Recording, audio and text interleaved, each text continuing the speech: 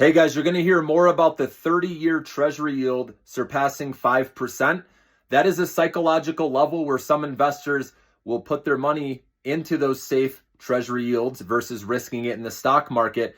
And so usually it's not good for stocks, but again, this passes with time. We've been here before, and this is because of this new tax bill. There's a lot of worries over it, increasing the government deficit and all that. Okay, so in the short-term trading account, that's why I said you can wait for great opportunities, guys. You don't need to do anything unless, like, me, I like to wait for oversold stocks.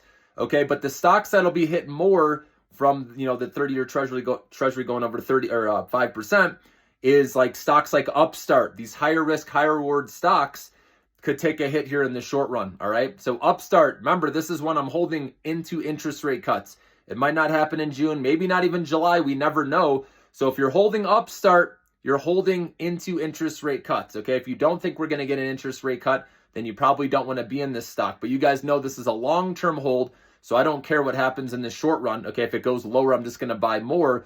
But just be aware of that, guys. You're going to hear more about that 30-year Treasury yield over 5%. That psychological level, which may have some big institutional investors, put their money in the safe haven, right? 5% guaranteed, which isn't bad, okay?